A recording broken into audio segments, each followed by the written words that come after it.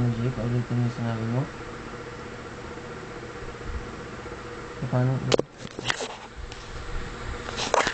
Paano kung nung nararamdaman mo pag ako nawala? Nalulungkot po. Tapos, Nalulungkot po eh. ano ba yung sinabi mo kanina na hindi na tayo makakalabas? Opo, tsaka ano po, hindi na nakakapagbiruan. Kapag Nagbibiruan po, pag wala kami po. masaya ka ba pag nagbibiruan tayo? Opo, Yung totoo. pero opo, Napipikon ka ba pag nagbibiruan tayo? hindi naman po. Ano bang mararamdaman mo pag ako nawala nga? Nalulungkot po. Hindi ka magiging masaya? Hindi po. Ibig ko sabihin, hindi ka sasaya dahil may sa'yo na yung PSP ko. Sa'yo na yung PlayStation ko. Hindi po. Pero mas nalulungkot din po. Ano na? Nalulungkot din po. Masaya, ang sasaya ka rin? Unti lang po. Konti? Opo. Bakit? Dahil meron ka na nga. Opo. Pero hindi naman po yung masaya. Unti lang po. Ano ba ako sa'yo? Dito po. Ba't mo rito NOL yung tinatanong mo kanina? Hindi ko nakaintindihan kanina kasi nagina ng boses mo eh. Paano nga bukas kung hindi ako magising? Ginisingin po kita. Oo nga. Sasabi mo di ba kanina na tatawagin mo ako? Ako, pag di ka pa ako nagising, aalam ko yun po kita. Ha? Ano? Aalam mo ganun po kita. Aalugin mo ako? Opo. Oo, inaalog mo ako. Hindi na ako magising. Anong gagawin mo? Wala yung empty. Ano magagawa niya? Hindi kung hindi ako magising. Hindi ko na po alam. Wala kong gagawin yung empty.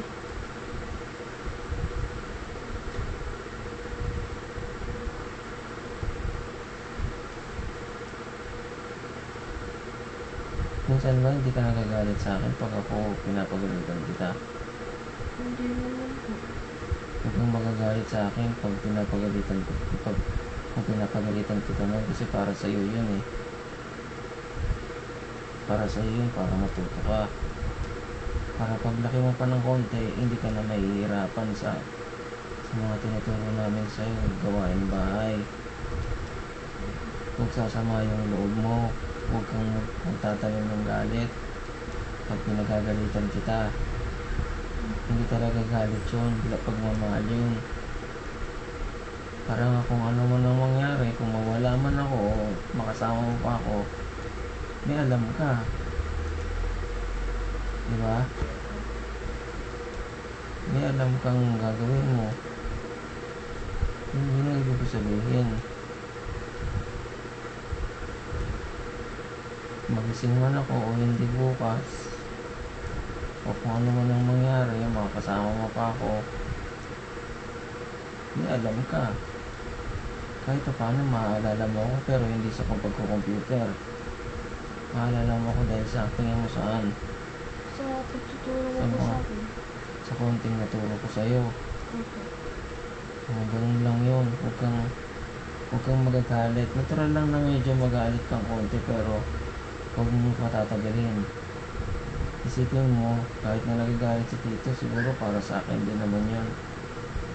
Ganun isipin mo. Kasi ako dati nung bata ako, inuutosan ako, nagagalit din ako eh. Parang ano ba yan, lagi akong inuutosan. Pero, nung naisip ko na medyo tumanda na ako, parang binata ako, inisip ko mabuti pa, para sa akin din pala yun, kaya pala nila ako lagi inuutosan. Hindi dahil sa gusto kitang utusan lagi o gusto ko namin utusan lagi. Para sa iyo, hindi dahil sa gusto ko namin pagalitan, para sa iyo yun. Hindi porket galit si Tito, galit na sa'yo talaga, galit na parang papatayin ka, hindi ganon. galit kasi gusto kang matuto. Tandaan mo yun. Opo. Lagi mo tatandaan. Ano kung nararamdaman mo? Ano kung maiisip mo pag nawala ako? Pag nawala ako, ano kung maiisip mo, mararamdaman mo? Yun, Nalulungkot ko rin. yun na lang ba? Wala na? Nalulungkot. Di naman po ako magagalit. Di naman po magiging sa onti. Hmm. Kasi tatanda mo yung mga sinasabi ko sa'yo, ha? Opo. Huwag mong kakalimutan. Opo. Para kahit na hindi kita mabigyan ng kung lahat ng hindi ko maibigay sa'yo, yung gusto mo ngayon, kahit pa paano, syempre, dadalhin mo yung mga natutunan mo kay Tito.